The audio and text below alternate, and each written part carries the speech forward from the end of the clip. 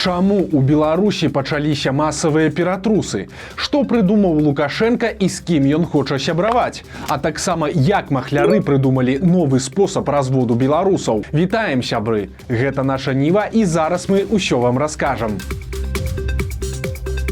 Сёння раніцай сілавікі зладзілі масавыя ператрусы ў людзей, якія ўваходзілі ці ўваходзяць у апазіцыйныя структуры. Гаворка пра каардынацыйную раду і народнае антыкрызіснае ўпраўленне. Цяпер у кватэры чальцоў гэтых арганізацый уламілася міліцыя. Прыходзілі і да сваякоў людзей. Вядома пра ператрусы ў кватэрах Паўла Латушкі, Ганны Красулінай, Юрася Губарэвіча і іншых. Каардынацыйная рада была створаная яшчэ ў жніўні 20-га, калі ніхто не чакаў, што ўсё скончыцца масавымі рэпрэсіямі. Таму і ўвайшлі ў гэтую структуру абсалютна розныя людзі, ад пісьменніцы Святланы Алексеевіч да эканаміста Сергея Чалага. Пра ператрус у нобелеўскай лаўрэаткі пакуль нічога не вядома, а вось у кватэру да Чалага сілавікі ўламіліся. Яны самі пахваліліся гэтым і выклалі фота. Прычым падобна, што сілавікі самі адмыслова закідалі кватэру Чалага смеццем. Сілавікі кажуць, што ператрусы праходзяць у сувязі з 6 артыкуламі крымінальнага кодекса. Артыкулы сур'ёзныя. Сярод іх і здрада дзяржаве і змова з мэтай захопу ўлады і фінансавання экстрэміскай дзейнасці.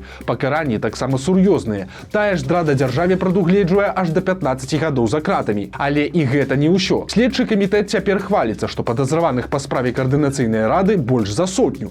Маўляў, нібыта спіс чальцоў рады ім перадаў нехта, хто вырашыў пакаяцца і прыехаць у Беларусь простую камісію па вяртанні, у якой засядаюць сілавікі і азаронкі. Наколькі гэта праўда, сказаць пакуль цяжка, але следчыя ўжо абяцаюць завесці спецыяльную вытворчасць і накласці арышт на маёмасць фігурантаў справы. Гэта значыць, што людзей будуць судзіць завочна, выпішуць на такім судзе гіганцкія штрафы, а іх машыны і кватэры, якія засталіся ў Беларусі, затым канфіскуюць у якасці кампенсацыі. Але застаецца пытанне, чаму такая цікавасць да апазіцыі за мяжой узнікла раптам цяпер? Магчыма, гэта проста зачыстка перад выбарамі 24-го года. Улада баіцца пратэстаў і працягвае ціснуць на ўсіх, хто так ці інакш звязаны з палітыкай і можа дазволіць сабе нейкія выказванні, заклікі і гэтак далей. Але гэта можа быць звязана і з іншымі выбарамі, якія пройдуць па-за межамі Беларусі. Бо ў наступным годзе чакаюцца і выбары ў каардынацыйную раду. І такім чынам улады падаюць сігнал тым, хто цяпер хацеў бы далучыцца да апазіцыйных структур. Маўляў, калі сядзіце за мяжой, то не лезьце ў палітыку. Інакш будзе крыміналка, а жыллё спачатку разграмяць, а пасля хутчэй за ўсё яшчэ і проста адбяруць.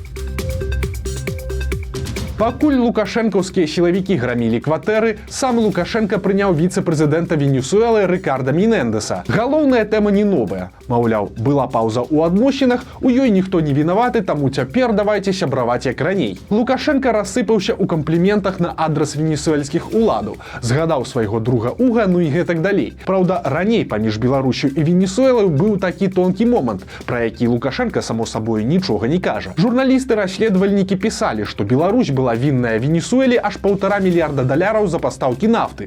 Гэтыя пастаўкі ішлі яшчэ ў 10-м годзе, але ж пасля смерці Чавеса беларускія ўлады вырашылі, што вяртаць грошы не будуць. Цяпер жа Лукашенко вельмі намагаецца зноў сябраваць з Венесуэлай, але ці ўключае такое сяброўства пагашэння даўгоў, інфармацыі пакуль няма. Таксама Лукашенко афіцыйна прыдумаў назву для наступнага года. 24-й аб'яўлены ў Беларусі годам якасці. Упершыню пра гэта Лукашенко загаварыў яшчэ ў верасні, а цяпер і падпісаў адпаведны указ. Цікава, праўда, што адбудзецца, бо пакуль што гэтыя аб'яўленні выглядаюць даволі абсурдна. Калі што 21-й, калі ўлады і сілавікі на поўную уключылі машыну рэпрэсій, быў аб'яўлены годам народнага адзінства. 22-й, калі Беларусь стала саўдзельнікам крывавай вайны, годам гістарычнай памяці.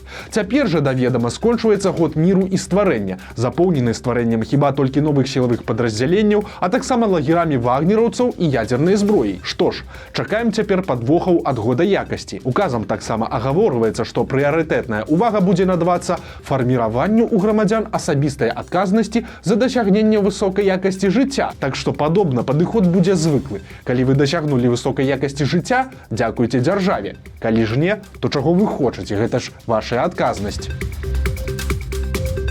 Навіна з Украіны. Невядомыя атруцілі жонку кіраўніка разведкі Кірылы Буданова. У Мар'яны Буданавай дыягнаставалі атручванне цяжкімі металамі. Гэта ўжо афіцыйна пацвердзілі украінскія ўлады. Мар'яна Буданова скардзілася на пагаршэнне здароўя. Ёй зрабілі аналізы і заўважылі сур'ёзную праблему. Цяпер яна знаходзіцца ў бальніцы і пагрозы жыццю няма. Як атрута трапіла ў арганізм, таксама не да канца зразумела. Адна з версій, што рэчыва падсыпалі ў ежу. Як сцвярджаў сам Кірыла Буданаў, з пачатку вайны яго жонка пастаянна пражывала з ім проста ў працоўным кабінеце. Так што, магчыма, цэллю была не Мар'яна Буданова, а яе муж. Пакуль жа вядома, што сам Буданаў не пацярпеў, але ж прыкметы атручвання заўважылі ў некалькіх іншых супрацоўнікаў украінскай разведкі. Трагікамічная гісторыя. Дзяўчына са Століна згубіла мабільнік, але яго знайшоў і прынёс у міліцыю нейкі мінак. Здавалася б, што ўсё мусіць скончыцца добра, але адбылося якраз наадварот. Сілавікі праглядзелі тэлефон і знайшлі перапіску дзяўчыны з сяброўкай, а ў гэтай перапісцы аказалася, скажем так, відэа для дарослых. Цяпер на ўладальніцу мабільніка завялі крыміналку, і ёй пагражае да 4 гадоў калоніі. А міністр адукацыі Іванец расказаў, калі пачне падымаць аплату навучання для студэнтаў. Аказваецца, што падаражанне пачнецца ўжо са снежня. Па словах чыноўніка, у залежнасці ад спецыяльнасці аплата вырасце ад 3 до 17%. Прычым кожны універсітэт будзе самастойна вырашаць, наколькі падымаць цэны. Таксама са студэнтамі цяпер будуць заключаць новую дамову. Гэта прамы працяг расказаў міністра Іванца пра тое, што ў Беларусі няма платнай адукацыі.